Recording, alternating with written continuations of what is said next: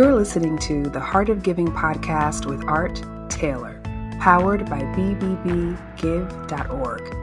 Here we explore the motivations that form the basis of giving and service.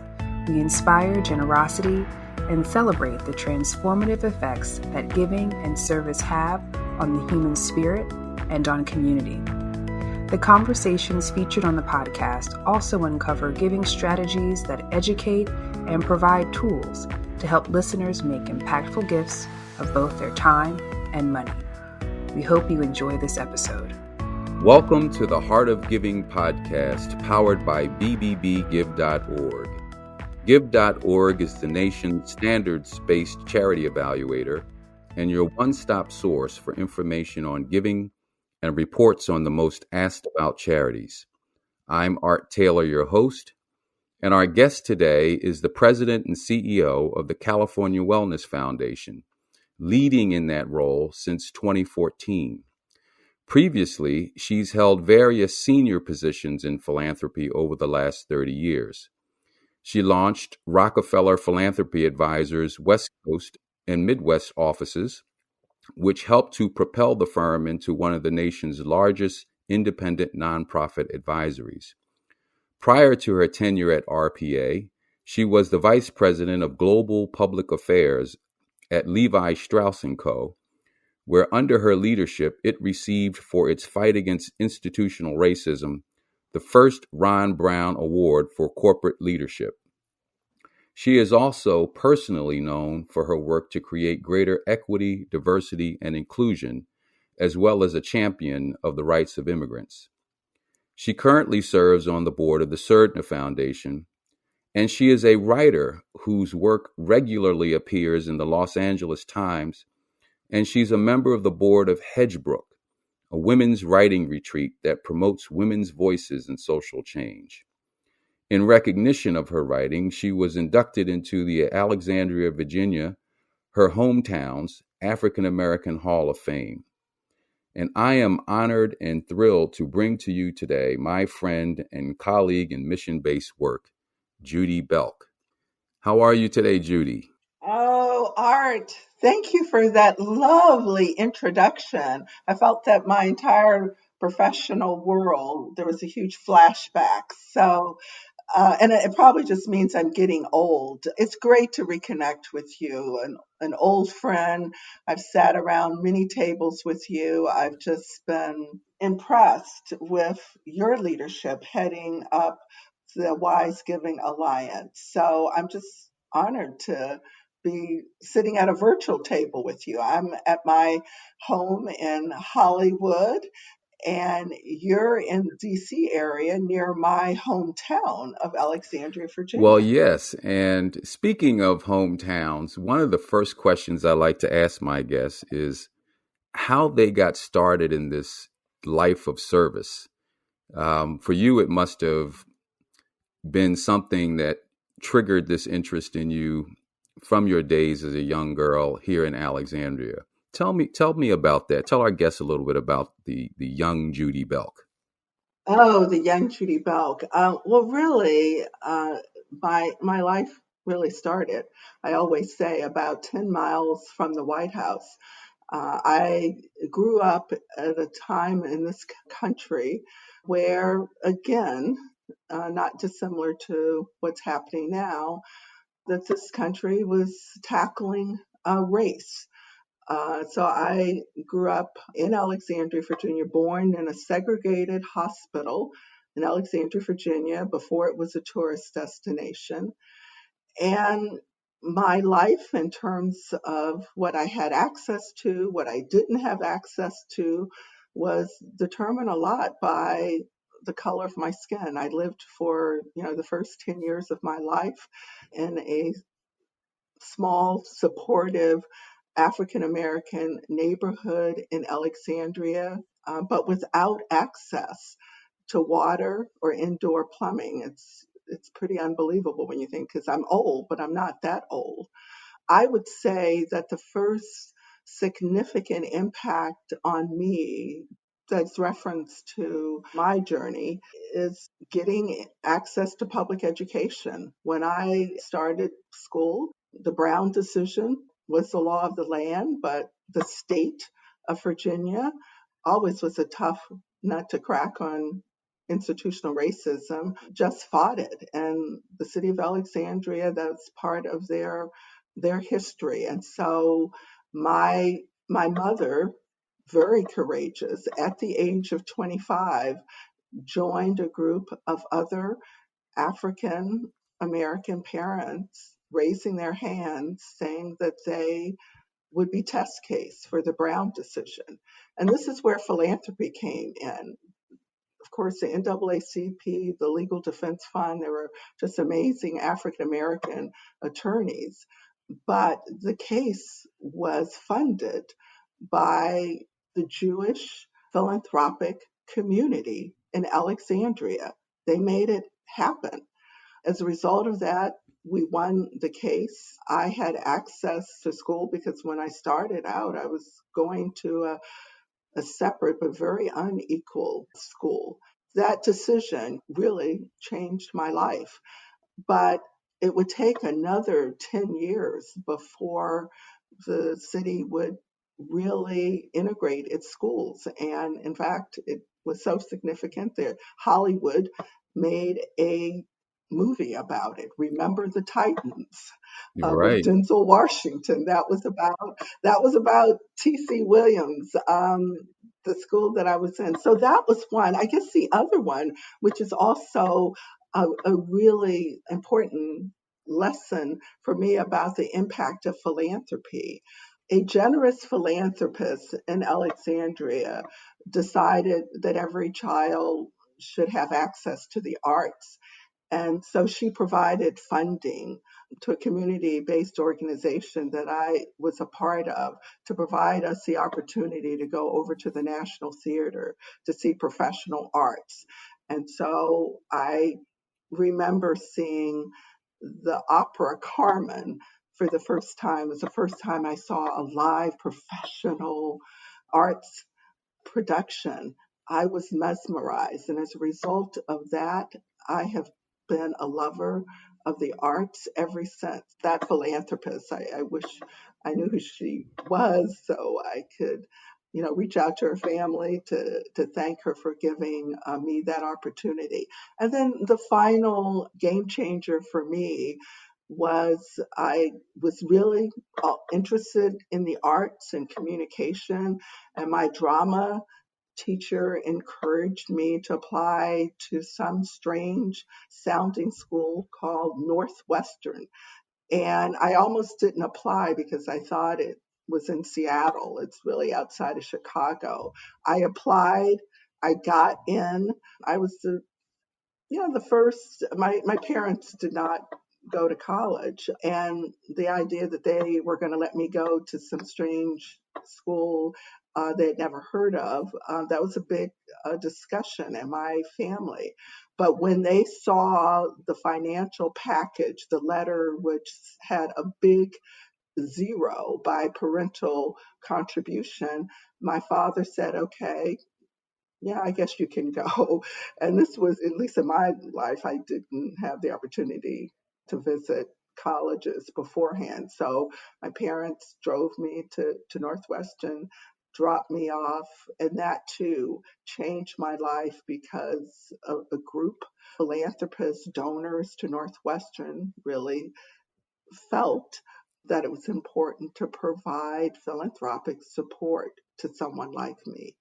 So lots of stories of where philanthropy, giving has really made a huge, huge impact. And for all of those experiences, I certainly had no idea that there was even a job or an opportunity to make a living in philanthropy. But what I did get from that experience was a belief that collective action, courage by my mother, support and resources can make a difference in terms of social justice, and generosity and giving and service can make an impact in the lives of so many. It certainly made an impact in the life of a young Black girl growing up in segregated That's Alexandria. amazing. Judy, I had no idea that your life intersected with that groundbreaking case, Brown versus the Board of Education.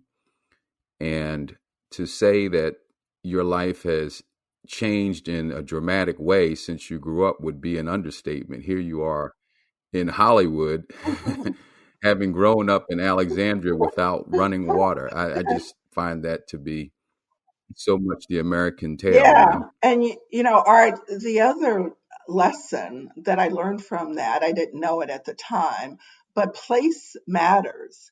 I mentioned to you, I mean, you know the Washington D.C. area, so literally, I grew up 10 miles from the White House, but my life was determined by the segregated policies 100 miles south in Richmond, Virginia. And Alexandria in Virginia was one of the holdouts in this country's journey around racial justice. I mean, there were parts of Virginia who literally closed their public schools rather than provide access to African American students. Now, they developed their own parallel schools for whites. I remember my parents debating whether or not they should pay the poll tax. I mean, Virginia was a real tough cookie around racial justice and racial injustice. And it was always like we were peering over the fence because we had family members who lived in the district in Washington, D.C., and their lives were very different for no other reason Wow. than place. Wow. Well, we certainly see this playing out in different ways today. And we are all, I think, very fortunate to have people like you, Judy, who grew up in some very difficult situations, now in a position to make a difference for others. And what a significant time to begin taking that on, although you've been doing it all your life. But today we see lots going on that would remind us of some of the growth that we had throughout the 60s and the 50s, as we see groups of people of all races banding together to make this country what it should be, and what I think many people hoped it would be when it was founded. So you've been fortunate to be able to stand above that and earn a living by helping people to improve their lives. And I and many others would argue that we're all better for it. So the question is also now, how do we get others, especially those who work outside of the nonprofit sector, to appreciate how they can commit to causes, even if they don't do it for a living? I think it's so important for people to know that there are ways that Hmm. they can contribute. We're seeing some of that in people who are marching and protesting, and people who are raising their voices in different ways. But there are other more concrete ways people can do things too. What are your thoughts about that? Well, first of all, in spite of the experiences I've had, and they obviously made a huge impression on me, I am optimistic. Believe it or not, I am optimistic about this country. I am optimistic about Americans to collectively go through this difficult time that we're going through. And it is a difficult time. And the reason is because I do believe that philanthropy and giving is part of the human DNA. I've seen some horrendous, terrible injustices during my lifetime, but I have to say, by far, I have seen more acts of generosity, more acts of giving, and more acts of service. When I was not, sitting here in my bedroom and was out and about traveling all over the state of California and really the country. And even when I was with Rockefeller Philanthropy Advisors and advising advisors all over the world. And one of the things that I would always ask taxi drivers, Uber drivers, I would ask them what were their favorite nonprofits. Or they might ask me, what do you do for a living? And when I would tell them, I give out other people's money for the common good and philanthropy. And they said, it sounds like a good gig. Let me tell you about one of my favorite organizations. So I have not yet met an individual who has not written a check, who has not volunteered his or her time, or who have not, been even envious of the work that we get to do in organized philanthropy. As you know, when people think about philanthropists, they think about the Bill Gates, the Rockefellers, the John Andrews, and these are all amazing philanthropists. But most of philanthropy around the world is given by people maybe putting money, tithes money in supporting their faith organizations, writing a check out to their kids' soccer team, being part of bake sales, writing $5 and $10 checks. That's the driving engine for many nonprofits, especially nonprofits in communities of color.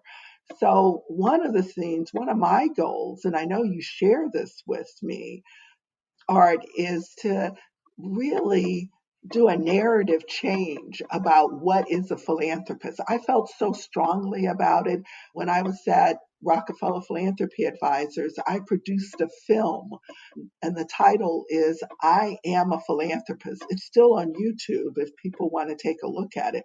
And the reason is that in my job at Rockefeller Philanthropy Advisors, I advise philanthropists from all cultural backgrounds, women, folks of color. And as I started talking to them about philanthropy and philanthropists, they say, "Oh, Judy, I'm not a philanthropist," because that word has been hijacked. And so my goal is that if you give of your time and if you write a check, and I would say just about everybody in the world does that at some point, you're a philanthropist. We need to own that title. Judy, it's so important that you mention everyday people and the importance that they have in making sure that our philanthropy and our culture of giving in this nation is secure. I also am troubled when I read certain statistics that indicate less people are giving today than they were 10 years ago, 12 years Mm-hmm. ago. And it was one of the reasons why we were inspired to do this podcast, because we wanted to open up people's eyes to the importance of giving and service at whatever level they find themselves.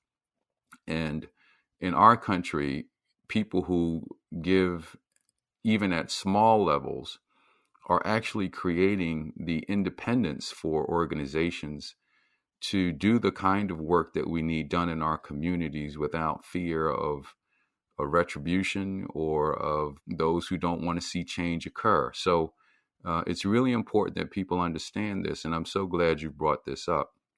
Now, you've spent many years assisting people in their giving. Have you noticed some common mistakes, or are there things that you've advised people over the years that they could do to make their giving more impactful or more meaningful? Art, as I mentioned, I've advised donors, all over the world. So there is a real human trait in terms of giving. But as much as my family in Alexandria teases me about how difficult can it be to give away money, I think to give money away well takes some thoughtful intent. One of the questions when I'm sitting with the donor or even friends who come to me now for advice on giving, the first thing I want to know is, why do you want to give? What do you want to do? You don't have to give. So tell me what moves your soul, because I do think good giving is linked to, for organizations like Cal Wellness, to our mission and values, but to individuals. People give better and give more consistently if they're giving to something that connects with them. And it's interesting, when I talk to many donors, they've never been asked that question. They just start, you know, writing checks. I do think that whether it's your time or your money, you really ought to think about your giving, managing it as thoughtful as you might, for example, manage your investment portfolio. You might want to think about providing support, first of all, to institutions and to organizations that you personally are affiliated with. For example, in my giving, if I'm on a board, when my kids were in school, I, if a faith organization, I'll always make sure that I'm supporting those organizations. But then, because, for example, I'm interested in women's issues, I'm always looking for the opportunity to bring what I would say new organizations in my portfolio, organizations that either others have recommended, I've done some research on. And then I think we all should have a little bit of risk in our giving portfolio. Somebody at some point had to believe in a young graduate student who had this crazy idea of taking talented young people, training them, and asking them to make a commitment to teach in underserved schools for 2 years. That was Wendy Knopf of Teach for America. Somebody had to believe in that idea before she was able to prove that it could work.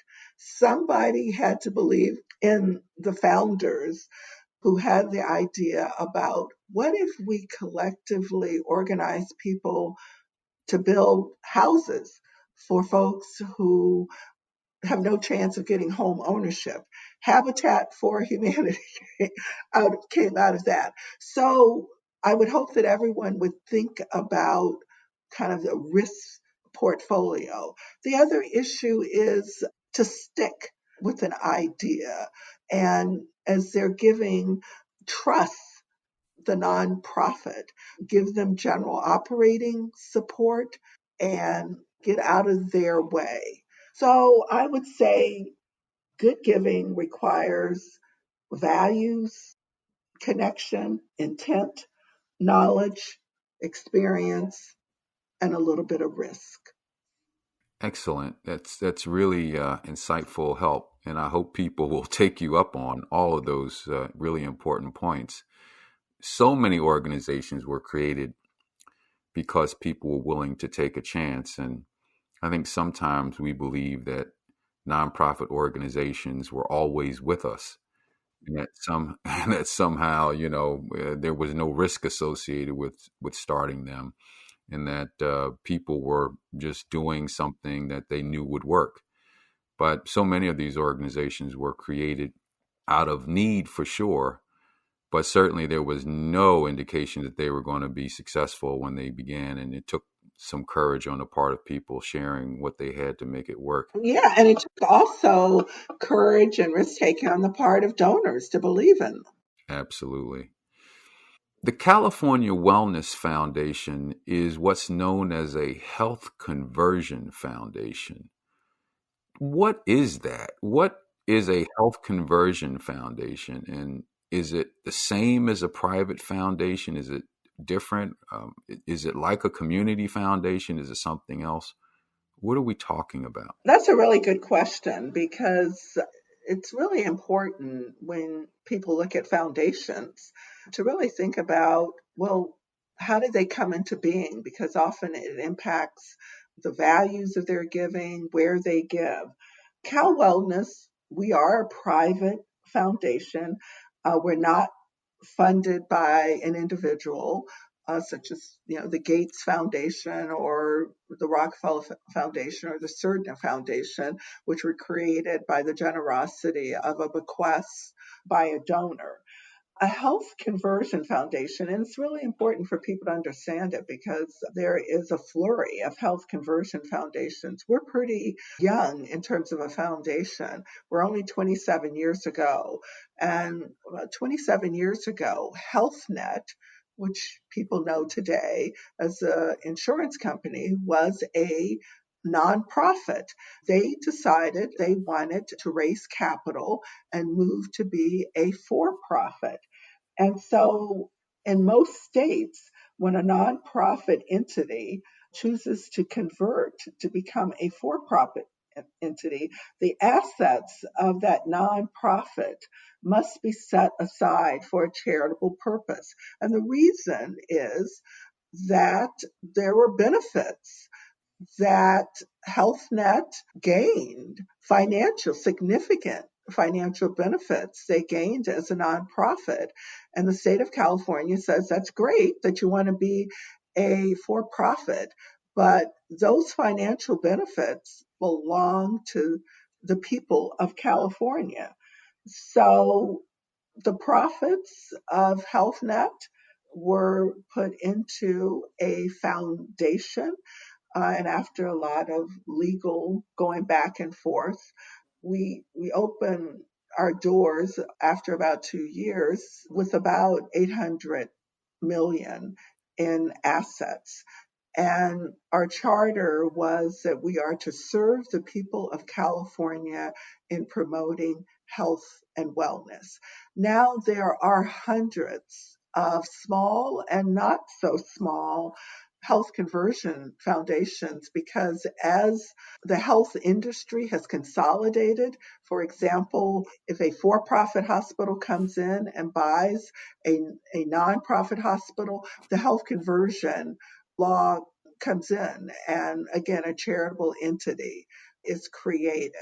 At the time, Cal Wellness was the largest health conversion foundation in the state of California until 2 years later, when Blue Cross, also a nonprofit, decided to move to a for profit. And out of that conversion came the California Endowment and the California Healthcare Foundation.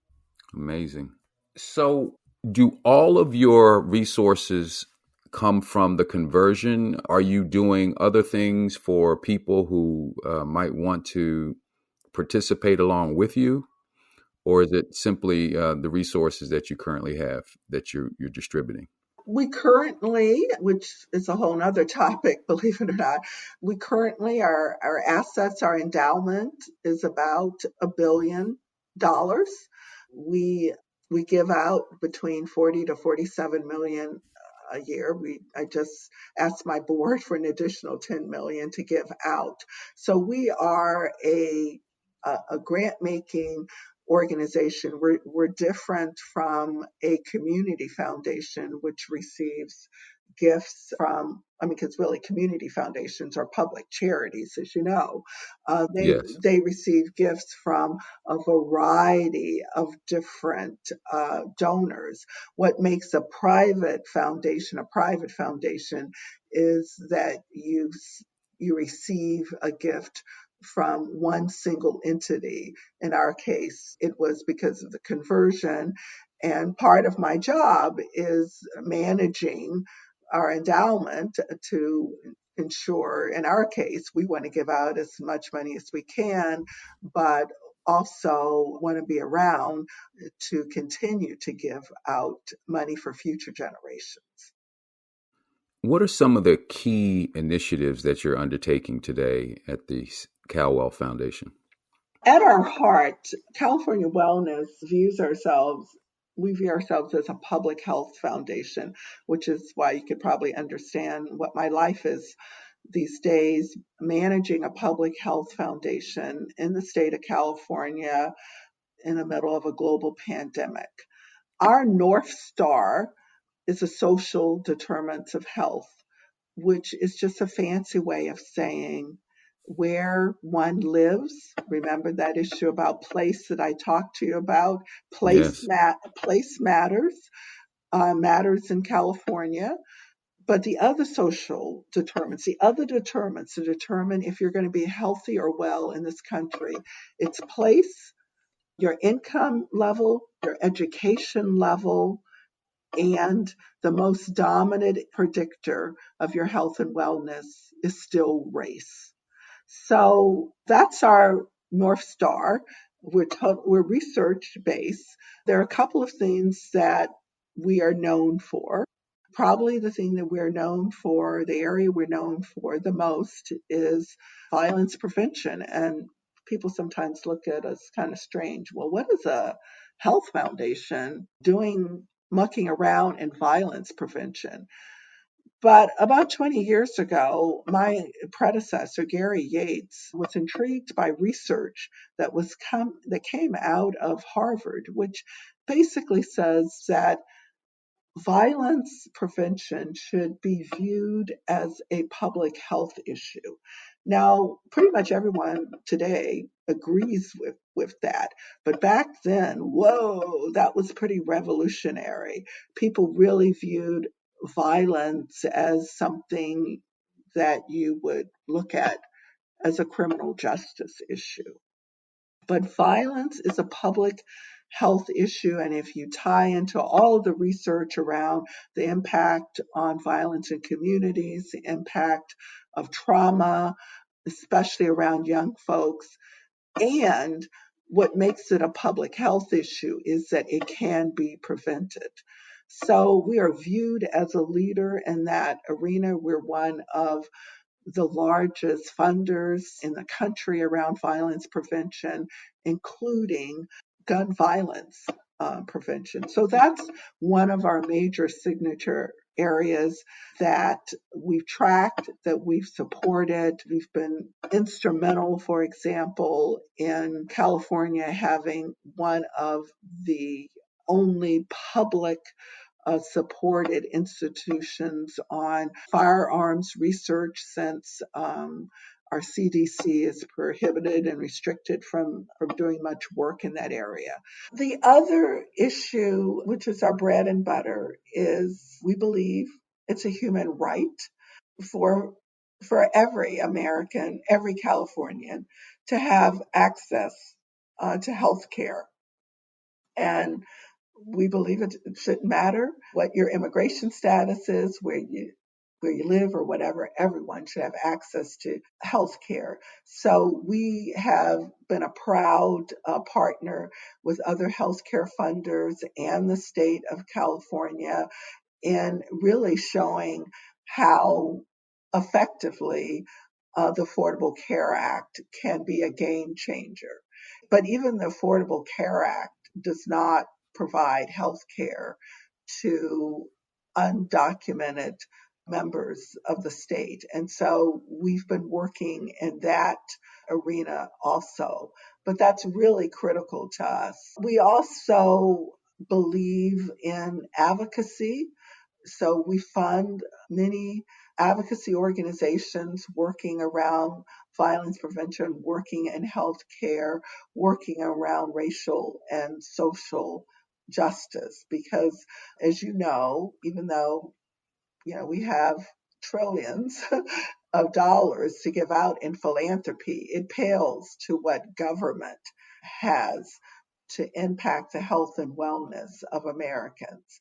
And I would say the one issue that I've been driving since I've come to Cal Wellness is looking at all the assets we have at the foundation. And while most foundations, private foundations, are required to give out at least 5% on an annual basis of their endowment, I believe that we need to be more attentive to making sure that the rest of that 95% of our endowment is working for the health and wellness of Californians. So we have been using money from our endowment to make loans to nonprofits. We also think it's important about who manages our endowment. So we have been pushing to have more diverse investment managers as part of our team. That's awesome. I think that is so important, and it's an important aspect because people miss the value that just how they do their work can have an impact on creating change in society. So it's so great to hear that you're looking not only at your grants, but how you manage your portfolio and how you do your work. That's wonderful to hear. I would suspect that the pandemic is having some significant impact on what you do as well. How has COVID-19 maybe had you shift in any way the work that you're doing to emphasize the challenges that we're seeing? COVID-19 has changed so much art in both big and little ways. It has impacted me personally, professionally, as a leader. Personally, I lost a dear cousin, a first cousin, Dino, who lived in the Alexandria area. We lost him, in May. It's just a shock. It happened very quickly. So that impact was felt early on. Second, I feel real responsibility for 40 members of the Cal Wellness organization. We immediately in March moved to remote work, and we we did it at the time that we collectively pulled together and probably got out more grants, rapid response grants. We just started pushing money out to partners and to organizations, not asking them to, long proposals, because these are trusted partners and we knew they were hurting. And I would say within 3 months, we got out $7 million. And although we were privilege compared to many that we were serving. Many of my staff members were also dealing with family members who have been impacted by COVID, dealing with young children at home, and working not under the best situations. So we all thought, really, I actually didn't even really pack up my office when we left because I thought, okay, we'll be back in 2 to 3 weeks. And here we are, where I have just announced to our organization that I will not require any of our team members to come back until July of 2021. I haven't seen my board members in a room or individually since last December. That was our last board meeting. We went virtual for our March meeting.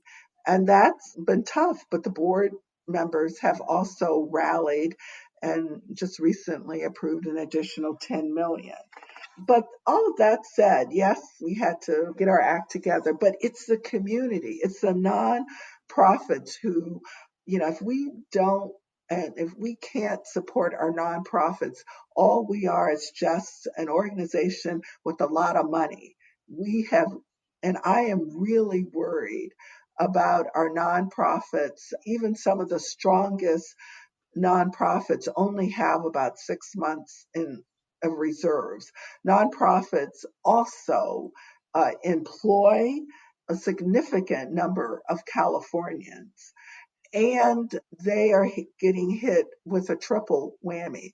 Most people think nonprofits get most of their dollars from philanthropy, and as you know, government support and earned income, especially for organizations in the arts, are part of that mix. And they're getting hit on all sides while the demand for services increase. And so we have just sent out another round of rapid response grants. And we are also beginning to look at some major initiatives. We just joined with other funders in California, where I brought to the board the largest grant that I've ever brought to our board, a grant of $2 million to join with other foundations and the state of California to employ a army of contract tracers to go into underserved nonprofit communities. So we are doing everything that we can. And at the same time, the dichotomy, the inequities in our society are so apparent because our endowment, which is driven by Wall Street, we lost about 250 million in 2 days back in March. Our endowment now is back up to pre-COVID, which is just unheard of when you think about the suffering that's pouring in on my emails every day. Yes, Judy, that is an amazing dichotomy. And your passion for service and for addressing some of our nation's disparities and dichotomies really comes through not only in this podcast, but in your writings. And I've had the pleasure of following some of your writing, particularly some of them that appeared in the LA Times. And you wrote back in April about the social determinants of health, which you also discussed here. In our next episode, I'd like to explore your writings a bit more to give our listeners a sense of how you write and what you write about and why you write. So I hope our listeners will join the next episode to hear about that. And in the meantime, I thank all of you for listening. This is the Heart of Giving podcast, powered by bbbgive.org. Thank you for listening, and I hope you'll subscribe at all of the major podcast subscription services. And we'll be back here for the next episode very soon. You've just listened to the Heart of Giving podcast with Art Taylor. Be sure to tune in next time for a brand new episode. To listen to our other interviews, visit heartgiving.podbean.com. That's heartgiving.podbean.com. Subscribe to our show on major podcast platforms. Send your comments and ideas to nona@thusmarket.com. That's nona@thusmarket.com. The thoughts and opinions expressed on this podcast are the views and opinions of the guests, not those of the BBB Wise Giving Alliance or program affiliates. This podcast is for information and educational purposes only and is copyrighted with all rights reserved. This podcast is protected by Podbean's terms of service.